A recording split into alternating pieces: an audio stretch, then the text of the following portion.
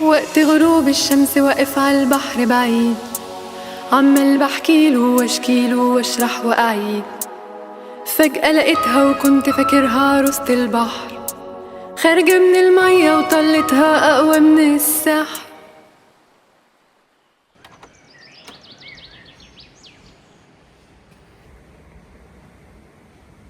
زي ما انتم شايفين ده شكل الكامب اللي احنا موجودين فيه من الداخل. مجموعه غرف زي ما انتم شايفين على ايدينا اليمين، اما على ايدينا الشمال ففي حمام السباحه دوت لو حد طبعا محتاج ان هو ينزل الميه. لكن طبعا طالما البحر موجود فحمام سباحه مش هيكون ضروري قوي، بالذات ان احنا بشكل عام سواء في فندق كبير او في فندق صغير حمامات السباحه مش بنفضلها بشكل كبير مهما اتنضفت. الفندق زي ما انتم شايفين او مش الفندق، الكامب يعني زي ما قلنا لكم بيعتبر مكان اقتصادي انت بتيجي بتقضي فيه الاجازه بتاعتك، واللي بيكون مناسب ليك بشكل كبير لو انت طبعا من النوع اللي ما بيحبش يقعد في الفندق او المكان اللي هو فيه، مجرد محتاج بس مكان كويس يقدر ينام فيه، فيه تكييف، فيه حمام، وبعد كده بينطلق طول اليوم كله بالكامل. محتاجه بس في عدد الساعات بتاعه النوم، لان طبعا ده من بدايتها ما كانتش معتمده على الفنادق الضخمه او الفنادق 5 نجوم، معتمده على السكن الاقتصادي اللي زي كده. ويمكن في بدايتها كمان كانت قايمه على فكره الكامبات البدائيه اللي بيكون فيها خيام، مش اللي وصلت الشكل اللي احنا شايفينه دلوقتي حالا. ده المستوى بتاع الغرفه اللي احنا موجودين فيها. احنا مش بنتكلم عن فندق 4 أو 5 نجوم، احنا مش بنتكلم عن فندق خالص. هنا في ده في اماكن اقامه كتير بتسمى كامب. الكامب هو حاجه كده بتكون اقل من الفندق، يعني بيكون السعر بتاعها اقتصادي، لكن اكتر حاجه بتميز الاوضه ان مستوى الفرش مش واسخ، يعني بنتكلم عن فرش نظيف. كمان في تكييف صغير بس قوي جدا، من اول ما دخلت بتحس بيه.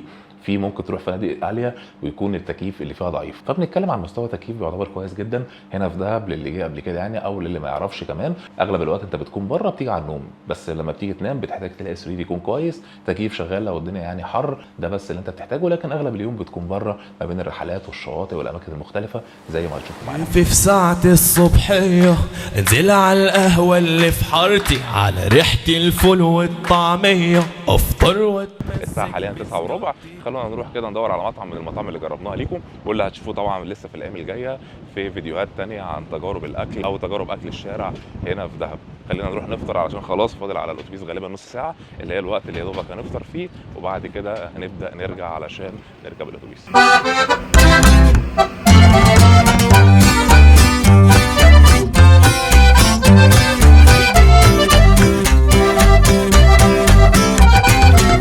في كده حلقه خاصه بتجارب اكل الشارع هنا في دهب هتشوفوها، هيكون فيها الكلام ده بشكل تفصيلي. لكن احنا النهارده ماشيين جينا برضو هنا لان المطعم بيعتبر واحد من اجمد المطاعم اللي بتقدم الاكل الشعبي. احلى حاجه عندهم مميزه كده باختصار على ما تشوفوا الحلقه الثانيه، هو البطاطس الفريسكس اللي قدامكم ديت. كمان قراص الطعميه عندهم زي ما انتم شايفين، بنتكلم في حجم يعني خرافي. كمان مقرمشه، القرمشه الصح والمظبوطه.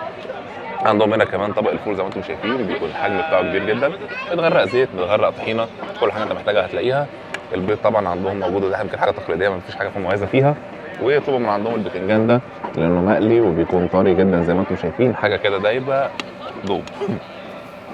ايه الاكل اوقات طبعا عندهم شوف الحاجات دي من الحاجات اللي هم مميزين بيها، بينزلوا ساعات مع الحاجه اللي انت طالبها شويه شيبسي كده بيجملوا بيهم الدنيا، او بيبقى طعمهم حلو يعني.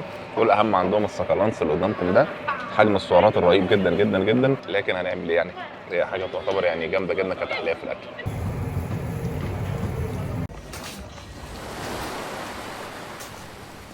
هي دي طبيعه الحياه، الناس لسه واصله وهيبداوا الاجازه بتاعتهم، وناس ثانيه مروحه.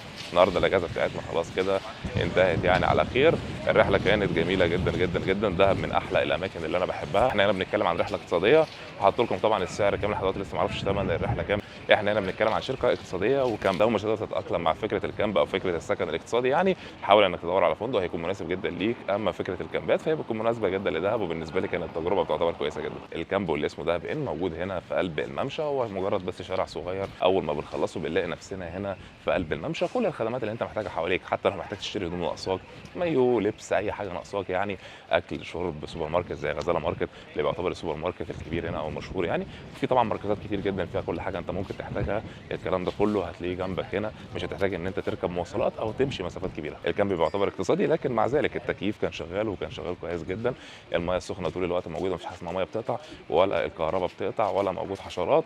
فبنتكلم يعني عن تجربه لطيفه وظريفه جدا، واللي كان مدتها 5 ايام ب4 ليالي، مده تعتبر كافيه جدا. وان كان دهب ما بتشبعش منها ومحتاج ان انت تقعد فيها مش اقل من 15 يوم او شهر لو واحد فاضي ما وروش حاجه يعني. الوقت اللي هتشوفه في الفيديو دوت هيكون يعني لسه بقيه الحلقات الخاصه بدهب ما نزلتش، ده غالبا هتبقى الحلقه الاولى اللي هيبقى فيها رحله الذهاب والوصول للفندق وشكل الفندق عامل ازاي والمشاهد اللي انتم شايفينها حاليا دلوقتي. فزي ما انتم شايفين الشارع الصغير جدا اللي ورايا ده اللي بيخرج على الكامب. اما ورانا هنا ففي غزاله ماركت لو انت محتاج ان انت تشتري اي حاجه. المكان طبعا اللي جنبه نقطه الشرطه المشهور جدا، واللي جنبنا هنا طبعا منظر البحر الرائع جدا اللي بتشوفه اول ما بتخرج من الكامب. فاحنا هنا بنتكلم عن سعر بيعتبر معقول، او السعر ده لوحده لو انت جيت مواصلات هتدفعه هنا، لكن احنا هنا بنتكلم ان السعر دوت شامل حاجتين، المواصلات رايح جاي وكمان الاقامه في الكامب طول مده الرحله اللي هم 5 ايام يعني بالاربع ليالي. هنا في ده في بدائل ثانيه هتشوفوها لسه في الحلقات اللي جايه يعني، عشان دي الحلقه اللي لسه هتبقى في الاول، واللي هي عباره عن مجموعه شقق اللي بتبقى موجوده في العتله هناك، واللي انا طبعا بفضلها بشكل شخصي،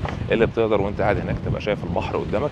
المكان كمان كله رايق وكافيهات، مش محتاج تنزل الكافيهات هنا اللي فيها مينيمم شارج والقصص دي كلها. بتقدر هناك انك تنزل المايه في اي وقت وترجع تاني للسكن بتاعك، معاك حاجه عايز تشوي، هتستمتع بالرحله فعلا. واللي اسعارها حاليا في الفتره دي بنتكلم في رينج من 2000 ل 2000 ونص، واللي بيعتبر كويس جدا لو انتم مجموعه 5 أو 6 افراد بتقدروا توزعوا المبلغ ده عليكم، كل واحد ما بيكملش 300 جنيه في اليوم. كمان في الممشى ورا في مجموعه كامبات ثانيه بيكون الليله فيها في رينج 600 700 جنيه يعني، وبتعتبر برده غرف مكيفه، منها اللي بيكون موجود في الدور الثاني بيبقى شايف البحر من بعيد شويه، لكن برده بيعتبر خيار كويس جدا لو انتم شخصيا كل واحد برده هيدفع في رينج 300 او 350 جنيه في اليوم. الفكره زي ما وضحنا لكم ان ده هنا معتمده بشكل اكبر على السكن الاقتصادي، فكره ان انت كل يوم كده من اول الصبح اللي انت ماشيه في الممشى زي ما انتم شايفين كده لحد الرحلات اللي انت بتطلعها او الشواطئ اللي بتقدر تروح كذا شاطئ منها في يوم واحد. باختصار انت ما بتبقاش فاضي يعني. الموضوع هنا مختلف عن شرم او الغردقه اللي بتكون قاعد طول الوقت في الفندق، الوجبات بتاعتك كلها بالكامل داخل الفندق يعني، هو بنتكلم اول انكلوسيف. لكن هنا ده بالنسبه لي الاجمل فيها هو الحريه، الوقت اللي بتاكل فيه براحتك،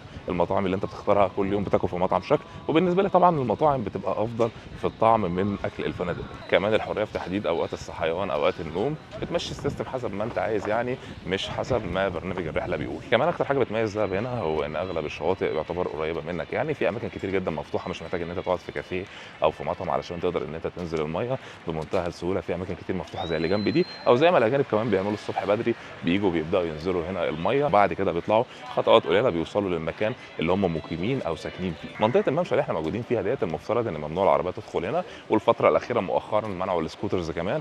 شايفها طبعا قرار صحي جدا يعني، لان جزء كبير جدا من اللي بيبقوا ماشيين بسرعه عاليه وارد يدخل فيك بوزن جسمه وبوزن السكوتر يكسر لك جزء في جسمك يعني، او على الاقل تتصاب او تتعور يعني. فالممشى هنا بيعتبر بشكل اساسي خاص بالمشاة والدراجات، لان سرعتها بتكون قليله مش نفس سرعه السكوترز يعني، فبتقدر ان انت تتمشى بامان وبمتعه اكتر وبتستمتع بالجمال اللي انتم شايفينه ده. يمكن اكتر حاجه بتميز دهب ان اغلب اماكن الاقامه بتعتبر جنب الممشى اللي احنا موجودين فيه دوت، اللي بتقدر مهما كان المكان بتاعك انك تقدر تنزل وتتمشى وتستمتع بالجمال اللي انتم شايفينه ده. هنا وانت بتتمشى الصبح بيبدا نشاط الغطس قدامكم كده، بيبدا طبعا جزء كبير جدا من المراكز الغوص اللي موجوده هنا في المكان تجهز المعدات بتاعتها، وبتبدا تشوف الناس وهي نازله هنا، اللي جزء كبير منهم اجانب، لكن طبعا لو انت موجود تقدر تجرب التجربه دي. بنتكلم في سعر 1000 جنيه، بيكون شامل طبعا ان حد بيقعد يشرح لك ايه اللي هيحصل تحت الميه وتعليمات السلامه والامان كلها بالكامل، وبيشرح لك المعدات واستخدامها، وكمان بينزل معاك بيفضل معاك طول التجربه، وبيصوروا كمان فيديو صور ثابته تحت الميه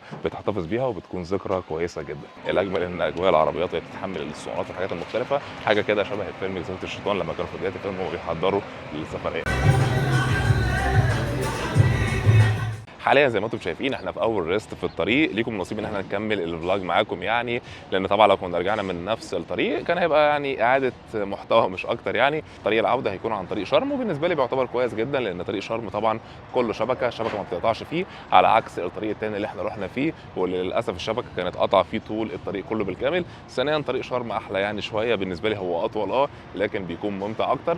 زي ما انتم شايفين ورانا هنا كده شرم الشيخ، وحاليا احنا وقفنا في محطه وقود هم يحطوا سولار للاتوبيس، واحنا طبعا دخلنا الحمام والريست شويه لو حد عايز يشتري حاجه، وبعد كده نبدا نتحرك في طريقنا للقاهره.